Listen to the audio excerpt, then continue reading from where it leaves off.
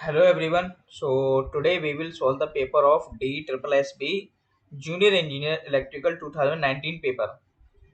तो पेपर जो है हिंदी में है आपको गिवन।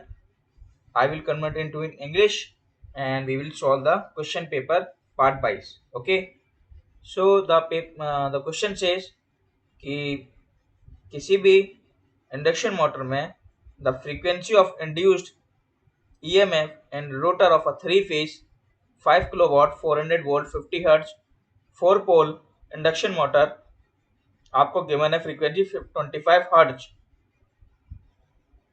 अगर मोटर 400 वोल्ट 50 हर्ट्ज ओके किसी भी एसी सोर्स में ठीक है अगर, तो what will be its speed of rotation. तो उसे घूर्णन की गति यानी कि स्पीड ऑफ रोटेशन आपसे पूछा गया है। जैसा आप जानते हैं इंडक्शन मोटर के केस में टॉर्क प्रोपोर्शनल होता है S V square upon F.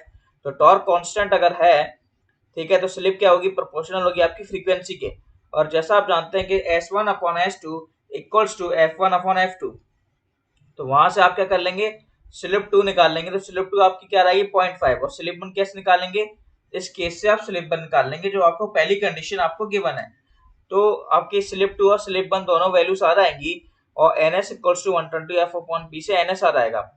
आपको फाइंड करना है रोटर की स्पीड यानी कि NR NS into 1 minus S होता है। NS आपने निकाल लिया है और स्लिप 2 की वैल्यू आपको क्या करना है, पुट करना है। ठीक है, जैसे ही आप वैल्यूज को पुट करेंगे आपका आंसर क्या आएगा 750 आरपीएम।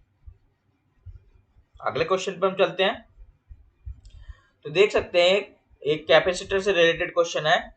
ठीक है, एक 15 माइक्रोफैरेड का कैपेसिटर है और उसको चार्ज किया जाता है 400 वोल्ट पे। आप ध्यान से सुनना क्वेश्चन को, ठीक है। And is connected in parallel, ठीक है, with another capacitor of 5 microfarad. ठीक है, तो दोनों पैरेलल में कनेक्टेड है 15 माइक्रोफैरेड और 5 माइक्रोफैरेड। आपसे पूछा गया है और वो चार्ज किससे हो रहे हैं 200 वोल्ट से। ठीक है, दोनों पैरेलल में कनेक्टेड है और 200 वोल्ट से चार्ज हो रहे हैं। What will be the voltage between them. ठीक है, तो दोनों के बीच में कॉमन वोल्टेज वैसे पूछा गया है। ठीक है, तो कॉमन वोल्टेज कैसे निकालेंगे, सबसे पहले क्या करना है, कैपेसिटर 1 के अक्रॉस चार्ज निकाल लेंगे C1 इंटू V1। ठीक है, तो C1 गिवन है और V1 भी गिवन है। उसी प्रकार Q2 निकाल लेंगे charge to C2 into B2।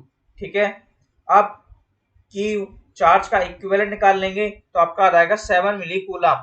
उसके वैसे ही आप कैपेसिटर का इक्विवेलेंट निकाल लेंगे। पैरेलल में कैपेसिटर क्या होते हैं, जुड़ जाते हैं, तो 20 माइक्रोफैरेड आ जाएगा। अब हमें फाइनली क्या निकालना है, वोल्टेज की वैल्यू निकालना है। हम जानते हैं चार्ज क्या होता है C इंटू बी होता है। चार्ज की वैल्यू हमको पता चल गई है, कैपेसिटर की वैल्यू भी हमको पता चल गई है फाइनली, और हमको वोल्टेज निकालना है। तो वोल्टेज आएगा 350 वोल्ट। उसी प्रकार अगला क्वेश्चन है आपका, एक एयर कोड सोलेनॉइड है, ठीक है, जिसमें 100 टन्स है और उसकी लेंथ है 1 मीटर। अगर एरिया ऑफ क्रॉस सेक्शन आपको गिवन है 100 सेंटीमीटर स्क्वायर, तो आपसे पूछा गया है सेल्फ इंडक्टेंस की वैल्यू। और सेल्फ इंडक्टेंस का फॉर्मूला होता है mu naught mu R N square A upon L. ठीक है, सारी वैल्यूज आपको गिवन है, वैल्यूज को पुट करेंगे 45 आपका आंसर आ जाएगा।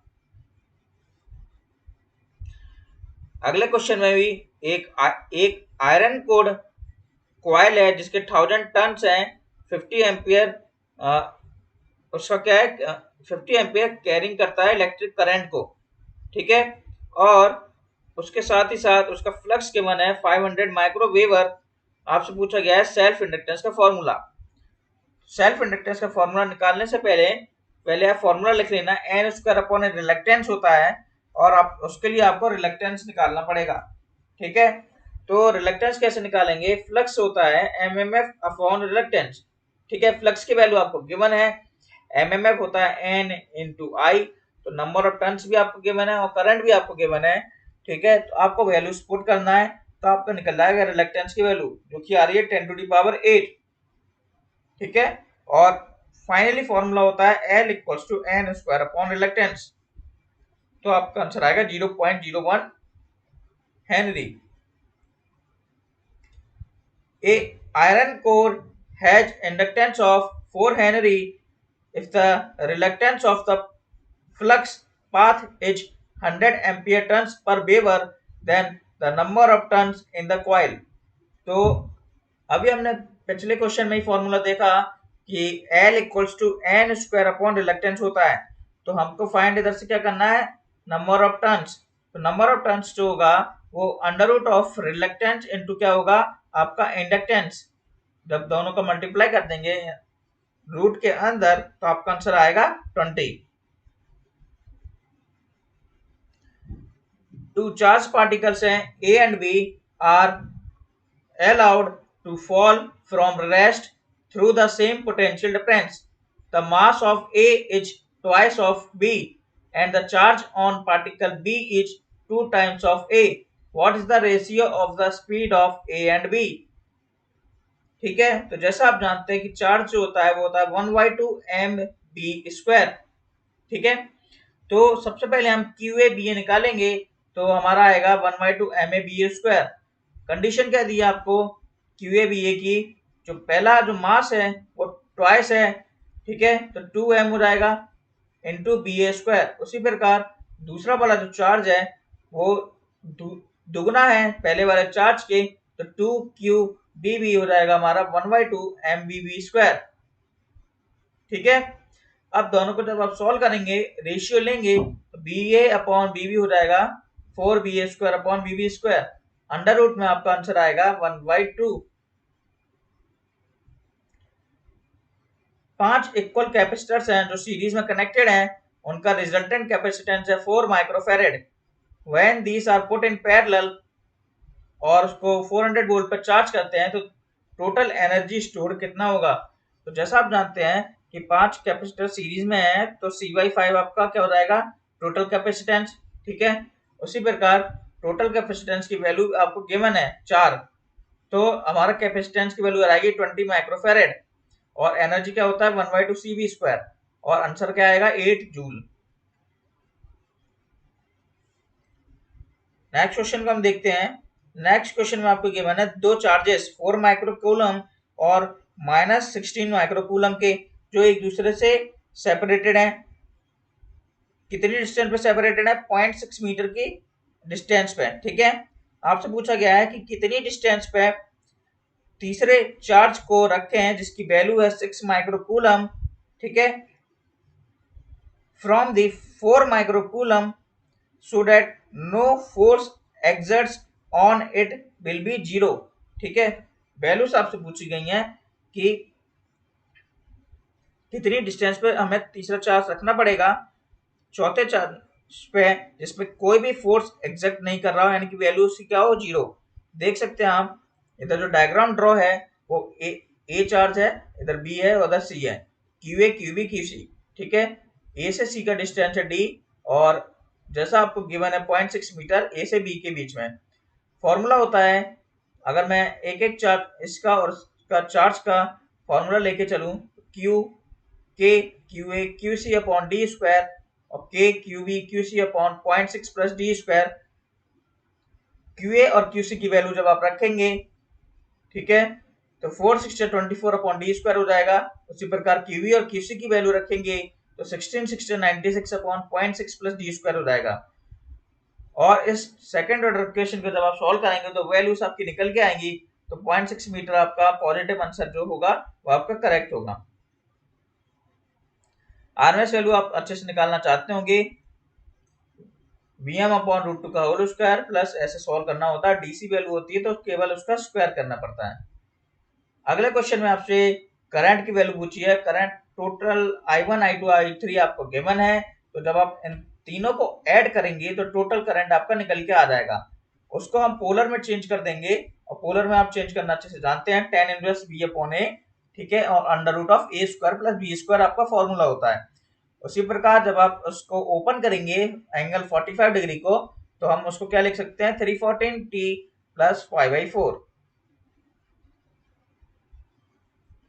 अगला क्वेश्चन भी आपका गिवन है कि in order to produce a flux of 100 microweber in an air gap of length 0.2 millimetre and area of cross section आपको गिवन है 1 centimetre square, MMF required is. MMF क्या होता है आपका 5 इंटू रिलक्टेंस, ठीक है, और 5 के गिवन है आपको 100 माइक्रोवेबर, और रिलक्टेंस क्या होता है आपका, ठीक है, तो length upon mu naught into A, ये आपकी क्या है रिलक्टेंस की वैल्यू, इसको आपको इधर पुट कर देना है, आपका आंसर आ जाएगा 500 अपॉन पाई। किसी भी इंडक्टिव सर्किट में एक्टिव और रिएक्टिव कंपोनेंट्स दोनों इक्वल हैं तो पावर फैक्टर कितना होगा, हम जानते हैं कि पावर फैक्टर होता है हमारा active component upon total component, ठीक है, तो P अपॉन under root of P square plus Q square, और P और Q हमारे क्या है बराबर हैं क्वेश्चन के अंदर, तो P अपॉन अंडर रूट ऑफ दोनों का स्क्वायर, तो 1 अपॉन रूट 2 आपका क्या आएगा आंसर, और inductive circuit of the lagging.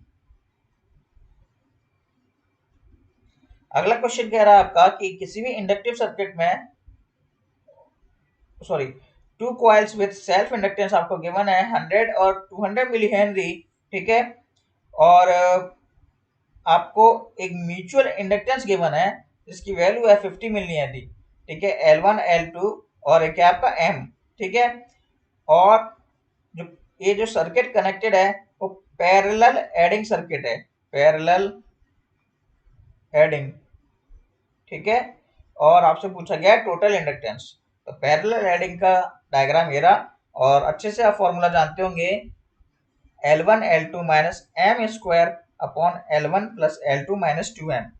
अगर सीरीज अगर पैरेलल अपोजिंग होता तो आपका फॉर्मूला क्या हो जाता, नीचे की तरफ L1 plus L2 plus 2M हो जाता।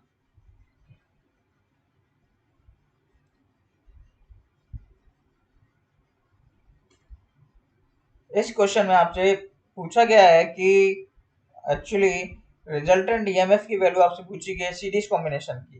क्वेश्चन हिंदी में ज़्यादा है तो इसकी इंग्लिश ज़्यादा पता नहीं है, तो वैल्यूज आप अगर जिसको हिंदी समझ में आ रहा है अच्छे से बहुत अच्छी बात है। मैं बता देता हूँ फिर भी कि 3 डिफरेंट कॉइल्स हैं जो कि तीनों सेम ईएमएफ को प्रोड्यूस कर रहे हैं, ठीक है, किसी भी कांस्टेंट स्पीड पे, और क्वेश्चन कह रहा है कि जो इंड्यूस्ड ईएमएफ है वो तीसरी कॉइल में भी इंड्यूस्ड हो रहा है, तो रिजल्टेंट ईएमएफ आपसे पूछा गया है, तो आंसर 0 वोल्ट होगा क्योंकि जब सारी की सारी कॉइल्स हैं आपकी वो सेम ईएमएफ को प्रोड्यूस कर रही हैं, ठीक है, तो जो फाइनली जो रिजल्टेंट ईएमएफ होगा वो टोटल क्या होगा आपका 0 होगा, ठीक है। कैसे 0 होगा, आप जानते हैं कि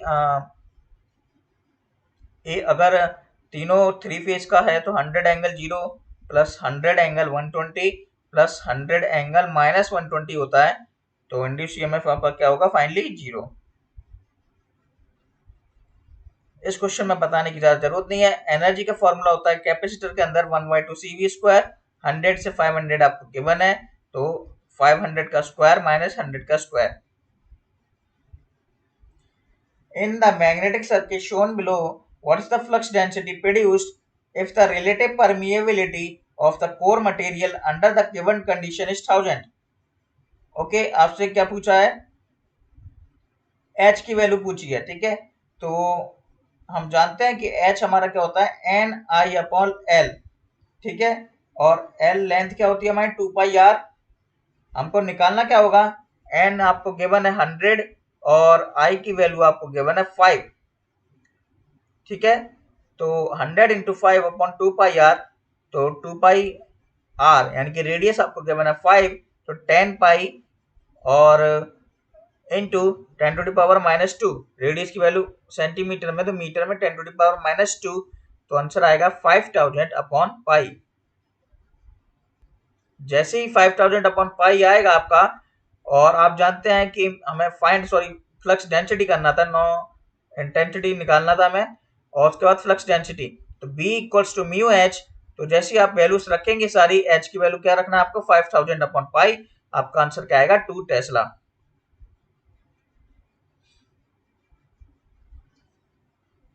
इस सर्किट में आपको वोल्ट मीटर्स की वैल्यू आपको गिवन है V1, V2 और V3, आपसे पूछा गया है कि what is the source voltage, ठीक है, तो सोर्स वोल्टेज की वैल्यू क्या होगी, तो ये जो कंडीशन आपको दिखाई दे रही है वो कंडीशन आपकी मैक्सिमम नेट इम्पीडेंस की कंडीशन है, क्योंकि आप देख सकते हैं जैसे कि B2 और B3 की वैल्यू क्या है आपकी सेम है। तो B2 की तरफ आपका इंडक्टर की तरफ और B3 है कैपेसिटर की तरफ, तो ये रेजोनेंस की कंडीशन आपकी बन जाएगी। तो जैसी रेजोनेंस की कंडीशन बन जाएगी आपके में क्या बचेगा, केवल रेजिस्टेंस बचेगा सर्किट में, जिसके अक्रॉस वोल्टेज क्या होगा 100 वोल्ट। तो यही आपका क्या आंसर। इस क्वेश्चन में बताने की कोई जरूरत नहीं है, हिंदी से आप न घबराना। आपको 1/2 LI² निकालना है। एल आपको गिवन है, आई निकाल लेंगे आप B/R से, तो एनर्जी आ जाएगी आपकी। ठीक है, अगला क्वेश्चन आप देख सकते हैं। आपको दो वोल्टेजेस आपको गिवन है, ठीक है, B1 की वैल्यू आपको गिवन है और B2 की वैल्यू गिवन है, और दोनों सीरीज में कनेक्टेड हैं। ठीक है, रिजल्टिंग वोल्टेज आपसे पूछा गया है। तो दोनों को जब आप रिजल्टिंग वोल्टेज यानी कि सॉल्व करेंगे, तो जैसा कि आप जानते हैं कि अगर मैं फेजर से इनको सॉल्व करूं तो B1² प्लस B2² हो जाएगा। ठीक है, समझ गए। तो जब 50² प्लस 50² करेंगे तो आपका आएगा 50√2, और 50√2 और दोनों की डायरेक्शन क्या है, दोनों की डायरेक्शन फेज में है, तो 50√2 एंगल क्या होगा 0। इस क्वेश्चन में बताने की जरूरत नहीं है, स्टार डेल्टा में आपको कन्वर्जन करना पड़ेगा और इक्विवेलेंट रेजिस्टेंस निकालना है। ठीक है, ये स्टार कनेक्शन आपको गिवन है, इसको मैंने डेल्टा में कन्वर्ट कर दिया है, आप देख सकते हैं इस प्रकार से। और फिर ये 18 और 9 कैसे हैं, आपके पैरेलल में है। ठीक है, तो उसको जैसे आप सॉल्व करेंगे तो आपका आंसर क्या रहेगा 6 ओम। तो 6 ओम, 6 ओम और 6 ओम, यानी कि 6 और 6 12, और 12 पैरेलल में किसके आपके 6 के, तो 4 ओम इज द आंसर। ये तो हो गया आपका पार्ट 1। अब पार्ट 2 की बात कर लेते हैं। ठीक है, तो उसके बाद पार्ट 3 और पार्ट 4 नेक्स्ट पार्ट में हम करेंगे। ठीक है, तो पार्ट 2 में देख सकते हैं आप, आपका पहला क्वेश्चन दिख रहा है कि आपसे कैपेसिटेंस की वैल्यू पूछी गई है। ठीक है, और एक लैंप है जिसमें 100 वोल्ट 50 वॉट एक कनेक्टेड है एसी सोर्स के साथ, जिसकी वैल्यू दी है आपको वोल्टेज की 200 sin 100t। तो जैसा आप जानते हैं कि B होगा हमारा Bm/√2, और BC कैसे निकालेंगे आप, सोर्स वोल्टेज माइनस BR का स्क्वायर। तो हमारा BC क्या निकल के आएगा 100 वोल्ट, और हम जानते हैं कि BC को हम I इंटू एक्सी भी लिख सकते हैं, है ना। तो I इंटू एक्सी कैसे लिखेंगे, जो कि हमें गिवन है 100 वोल्ट। ठीक है, हमने फाइंड करा है BC की वैल्यू, और XC क्या हो जाएगा हमारा B/I। तो एक्स की वैल्यू क्या आएगी 200 ओम, और I क्या होता है P/B, क्योंकि P हमको गिवन है तो 0.5, और XC क्या होता है 1/ωc। वहां से हम कैपेसिटेंस की वैल्यू आसानी से निकाल लेंगे। यह क्वेश्चन आप देख सकते हैं कि 3 सर्किट एलिमेंट्स आपको गिवन है, रेजिस्टेंस XL और XC की वैल्यू आपको गिवन है, सब पैरेलल में कनेक्टेड हैं, फ्रीक्वेंसी 50 हर्ट्ज है, इनपुट इम्पीडेंस की वैल्यू आपको फाइंड करना है, और इम्पीडेंस आप जानते हैं अच्छे से, इनपुट एडमिटेंस क्या होता है 1/इम्पीडेंस। इम्पीडेंस आपको गिवन है 5, 10 और -20, तीन को सॉल्व कर लेना है, आपका आंसर आ जाएगा। इस क्वेश्चन में भी कुछ खासा कुछ है नहीं, टोटल इम्पीडेंस आपको निकालना है, आप स्क्रीन पर देख सकते हैं।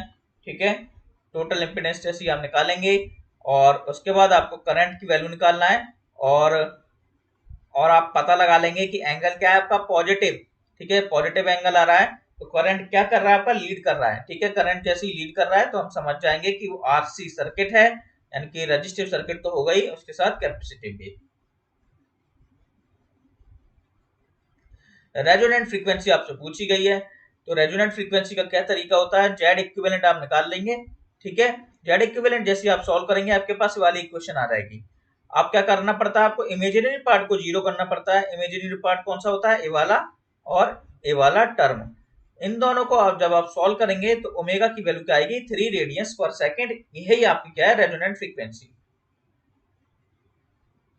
इस क्वेश्चन में आपसे पूछा गया है कि what is the current drawn by capacitors and the circuit is reactance respectively if R dissipates a power of 100 watt and I is 2 ampere। Are क्या होता है हमारा बी स्क्वायर अपॉन पी होता है, वहां से आप आर निकाल लेंगे और करंट होता है बी अपॉन आर तो 1 एम्पियर आ जाएगा। कॉस फाई क्या होता है आई आर अपॉन आई 0.5 आ जाएगा, फाई आ जाएगा आपका 60 डिग्री और कैपेसिटेंस का करंट होता है आई आर 1060 डिग्री तो √3 एम्पियर आपका आईसी आ जाएगा और एक्स से आपको फाइंड करना था पी अपॉन आईसी हो जाएगा तो 100/√3 आंसर आ जाएगा। मैं जल्दी जल्दी करा रहा हूँ क्योंकि देख सकते हैं आप पेपर में पहले से सॉल्व करा हुआ होता है, आप केवल बताना होता है, हिंट देनी होती है कि क्वेश्चन पे किस प्रकार होगा। हो सकता है आपको थोड़े क्वेश्चन जो है वो धुंधले दिख रहे हो क्योंकि पेपर आपका धुंधला है, ठीक है, स्क्रीन से कोई प्रॉब्लम नहीं है, पेपर आपका थोड़ा धुंधला सा है, ठीक है, ब्लर है। तो अगला क्वेश्चन जो है उसमें आपको गिवन है कि एक डीसी वोल्टेज 60 वोल्ट गिवन है, ठीक है, जो कि अप्लाई कर रहे हैं सोलेनॉइड पे अक्रॉस और इलेक्ट्रिक करंट है 5 एम्पियर जो कि फ्लो हो रहा है। जब डीसी वोल्टेज को रिप्लेस करते हैं एसी वोल्टेज से, क्वेश्चन यह कह रहा है, ठीक है, अगर डीसी को रिप्लेस करते हैं एसी वोल्टेज से तो आपकी जो एंगुलर फ्रीक्वेंसी है 400 रेडियंस पर सेकेंड, ठीक है, तो फिर क्या होता है आपका जो करंट होता है वो रिड्यूस हो जाता है 3 एम्पियर, ठीक है। तो फाइनली आपसे पूछा गया है what is the inductance of the solenoid. तो सबसे पहले आपको निकाल लेना है रेजिस्टेंस बी अपॉन आई और इम्पीडेंस बी अपॉन आई, ठीक है, क्योंकि क्वेश्चन में आपसे 60 वोल्ट और 5 एम्पियर से रेजिस्टेंस निकालना है और 60 वोल्ट 3 एम्पियर जो आपकी रह जाती है वहां से आप इम्पीडेंस निकाल लेंगे और इम्पीडेंस होता है आपका ये वाला फॉर्मूला, उसके साथ ये इधर से आप x निकाल लेंगे 16 ओम, ठीक है, और XL क्या होता है ओमेगा L, वहां से आप क्या निकाल लेंगे L यानी कि इंडक्टेंस की वैल्यू। नेक्स्ट क्वेश्चन आपका मैक्सिमम पावर ट्रांसफर थ्योरम से है। तो जैसा कि आप देख सकते हैं आपको रेजिस्टेंस के अक्रॉस अधिकतम यानी कि मैक्सिमम आपको क्या निकालना है पावर की वैल्यू फाइंड करना है। तो जैसा आप देख रहे हैं कि आर क्या कर देंगे हम ओपन कर देंगे, वहां पे हम ओपन सर्किट वोल्टेज निकाल लेंगे। ओपन सर्किट वोल्टेज निकालना बहुत आसान है, ठीक है, ये हमने निकाल लिया पीटीएच की वैल्यू। अब आपको क्या करना है आरटीएच निकालना है जो कि दिख रहा है आपको 3 और 6 के आपके पैरेलल में और फाइनली आपको पावर निकालना है। तो पावर क्या होता है BTH स्क्वायर अपॉन 4 RTH, ये क्या आपकी मैक्सिमम पावर, तो आपका आंसर क्या आएगा 8 वॉट। एम्पियर हावर क्या होता है आपका चार्ज होता है। नेक्स्ट क्वेश्चन में आपसे पूछा है किसी भी RLC सीरीज सर्किट में R, C और L क्या है आपके, R गिवन है और C गिवन है और L जो है आपका वेरिएबल है, ठीक है। तो एक वोल्टेज 100 वोल्ट को अप्लाई करते हैं, ठीक है, जिसकी एंगुलर फ्रीक्वेंसी आपकी 1000 रेडियंस पर सेकेंड। अब L चेंज होता है, ठीक है, जिससे कि R की वैल्यू क्या हो जाती है मैक्सिमाइज्ड हो जाती है और वही वही L की वैल्यू पूछी है जिससे R की वैल्यू क्या हो जाती है मैक्सिमाइज्ड हो जाती है।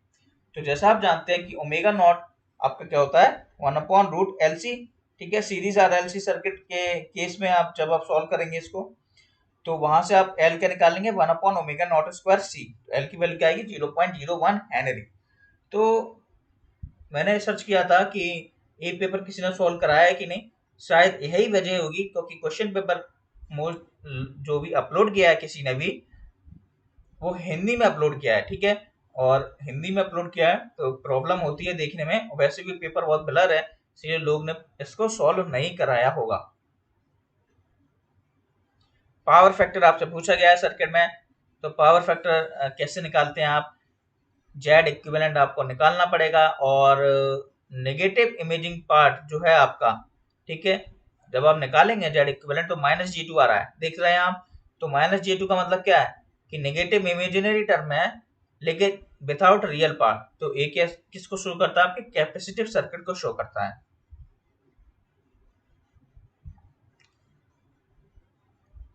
आपसे फाइनली पूछा गया है पावर की वैल्यू, ठीक है, तो पावर आप जानते हैं B/I होता है, ठीक है, तो सबसे पहले आपको क्या करना पड़ेगा